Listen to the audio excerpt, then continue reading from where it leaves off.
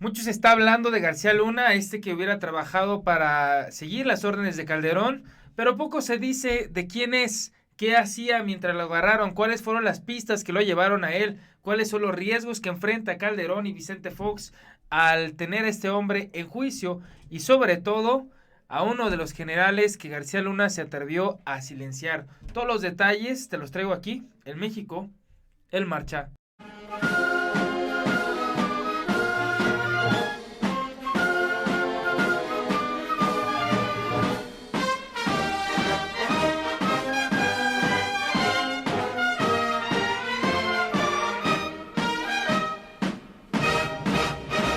Bienvenidos a México, el Marcha. Mi nombre es Christopher Arroyo. Si no te has suscrito al canal, te invito a hacerlo en este momento.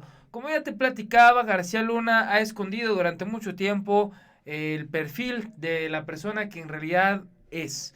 Se había vendido como uno de los artífices de una de las empresas de seguridad más importantes que operan en nuestro país. Es más, no solo en nuestro país, sino también que ya operaban en Panamá, que ya operaban en Miami, que operan incluso para el Bronco y para distintos gobiernos. García Luna ha hecho una millonaria cantidad de su empresa de seguridad, ha hecho una millonaria cantidad de el dinero que recaudó de las organizaciones delincuenciales, del dinero que recaudó de su propia organización delincuencial presidida por Felipe Calderón. Y aquí te voy a platicar cómo fue que Genaro García Luna cayó en las manos de los estadounidenses. Vamos a verlo porque es importante. Esta opinión es de Salvador García Soto, como puedes ver en tu pantalla. El hoy detenido en Dallas estuvo en el radar de las autoridades de la justicia de Estados Unidos a partir del 20 de noviembre de 2018, cuando Jesús, el rey, lo acusó en su testimonio ante la Corte Federal de Brooklyn de haber recibido sobornos millonarios por parte de la organización delictiva que opera en el Pacífico. Durante casi un año lo observaron buscando elementos que sustentaran el señalamiento de aquella persona durante el juicio. Pero no fue así, sino hasta hace unas semanas, cuando las autoridades financieras estadounidenses realizaban una búsqueda de cuentas y sus movimientos financieros de los hijos de Marta Sagún, cuando el nombre de García Luna apareció vinculado a una de las cuentas de los jóvenes Vibriesca Sagún, y al seguir los rastros bancarios y financieros, dieron con varias cuentas a nombre del exsecretario de Seguridad Pública de México, cuyos saldos suman 87 millones de dólares. En el mundo hay dos cosas que no se pueden ocultar. No podemos ocultar, bueno, muchas cosas que no se pueden ocultar. No podemos ocultar la felicidad, no podemos ocultar un mal olor y no podemos ocultar el dinero, amigos. El dinero es la raíz del mal. El dinero es la raíz que llevó a García Luna a realizar todos los ilícitos que realizó. El dinero es el aceite que llevó al motor de Felipe Calderón a destruir nuestro país. El dinero es lo que olieron las autoridades estadounidenses para capturar a García Luna. Y te voy a platicar que también el dinero ya le fue congelado en sus cuentas que tiene en México por la unidad de Santiago Nieto, la unidad de inteligencia financiera. Vamos a continuar porque esta columna es súper importante, la columna de Salvador García.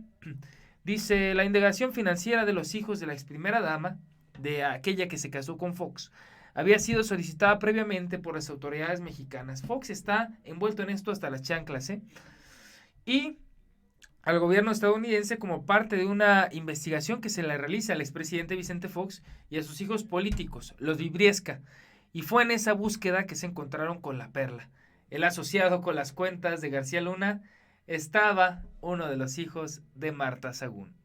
Por todos los vínculos políticos y financieros, es que el exsecretario de Seguridad Pública y responsable directo de la estrategia de seguridad del país entre 2006 y 2012 está hoy en espera de un juicio con los mismos fiscales en la misma corte de Brooklyn, donde fue juzgado Guzmán y sentenciado a cadena perpetua. Tendrá fuertes repercusiones, sin duda, para los tres gobiernos anteriores de México: el de Vicente Fox, el de Felipe Calderón y el de Peña Nieto. Hay que recordar que con Enrique Peña Nieto fue que esta persona se escapó y que fue ofrecido al gobierno de Donald Trump a cambio de algunos favorcitos. Así que vamos a ver si esto ayuda al presidente Peña Nieto o también lo mete hasta las chanclas, lleno de lodo.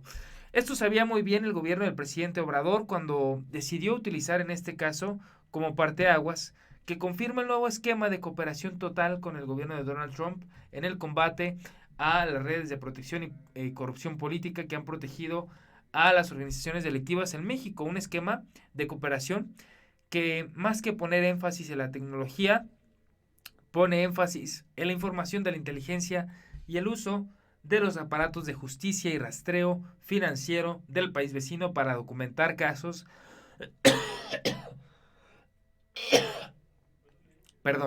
para documentar casos de corrupción en México. Por eso se explica en el discurso de ayer que el presidente de la conferencia mañanera dijo: nosotros estamos viviendo en México una situación de inseguridad porque fue equivocada la política que se aplicó a principios de 2007, que se pensó que declarando la batalla a estas organizaciones se iba a resolver el problema de inseguridad, y lo único que produjo esa política fue el agravamiento de muchos desaparecidos, destrucción del tejido social, corrupción, bueno, de todo. Nosotros heredamos los efectos de esa política equivocada y estamos corrigiendo para llevar un tiempo. Se supo en el mundo que el encargado de seguridad del gobierno de Calderón está ahora detenido en Estados Unidos, acusado de recibir sobornos para proteger a uno de los grupos delictivos más fuertes de México. Entonces, estamos nosotros desgraciadamente resistiendo los efectos de esta política. No es una cantaleta, no es una maquinación de palabras, sino que se trata de la realidad, porque mucha gente, especialmente Ciro Gómez Leiva y otros periodistas, dicen que pare López Obrador de echar culpas, pero actualmente estamos resistiendo los hechos que sucedieron en gobiernos de Fox, en gobiernos de Calderón, en gobiernos de Enrique Peña Nieto, y que hoy vuelven a la luz pública porque México está cooperando con las investigaciones que envuelven incluso a estos expresidentes de la República. Vaya, hasta los hijos de Marta Sagún están metidos hasta las chanclas.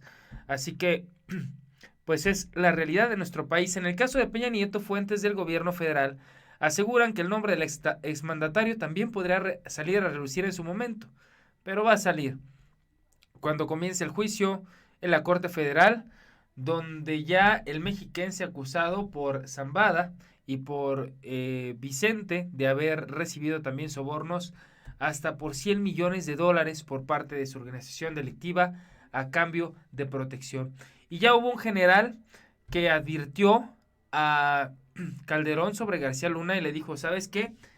García Luna está haciendo ilícitos, haz algo. No solo un general, también un comandante de la Policía Federal que mediante una carta le dijo: oye, García Luna está haciendo tal, deberías de frenarlo. Y Calderón, oídos sordos. ¿Por qué? Porque a final de cuentas el negocio era compartido. Vamos a ver lo que dice Salvador García Soto en su columna para el Universal de este general. Dice: Felipe Calderón dice que nunca supo nada de los presuntos vínculos por los que la justicia de Estados Unidos acusa a Genaro García Luna. Pero ex colaboradores de su campaña aseguran que siendo presidente electo, allá por 2006, más o menos, el despacho de la casa de campaña que tenía en el eje 6 sur, esquina con Sacramento de la Colonia del Valle de la Ciudad de México, Calderón recibió a Tomás Ángeles Duare, que entonces estaba lista para ser secretario de la Defensa Nacional. A pesar de que el general le había pedido hablar a solas con el presidente, en la plática se quedó como testigo el difunto Juan Camilo Mourinho. Y ahí en esta reunión el general divisionario le dijo a Calderón que Genaro protegía a esta organización delictiva que opera en el Pacífico, y para sustentar su grave acusación le hizo entrega de un expediente que le pedía que revisara a detalle. El presidente electo lo recibió y le dio las gracias al militar, quien abandonó la casona del Valle, seguro de que algo pasaría. Pero cuando el 1 de diciembre de aquel 2006 Genaro García Luna apareció como secretario de Seguridad Pública en el gabinete, estaba claro que la denuncia del general nunca encontró eco. Según lo afirma eh, asimismo el general en sus distintas fuentes, dice que él era la fuente detrás del libro de la periodista Anabel Hernández. De ahí salieron las acusaciones. Ese enfrentamiento personal y político hizo crisis casi al final del sexenio, cuando Tomás Ángeles Daguare lo acusaron con base en testimonios de testigos protegidos de los presuntos vínculos con los hermanos Leiva, y lo detuvo la PGR junto con el general brigadier Roberto Dawe González. El propio Tomás Ángeles, después de estar preso durante poco más de un año y de ser liberado por falta de pruebas, ya en el gobierno de Peña Nieto ha comentado que mi peor error fue delatar a García Luna, pero era mi deber decírselo. Pues así se paga la verdad en nuestro país, con cárcel y con escarmiento para los que luchan por la verdadera justicia social. Llegamos al final de este video. Recuerda que la historia la hacemos todos, así que infórmate, actúa y pon a México en marcha. Mi nombre es Christopher Arroyo y nos vemos hasta la próxima.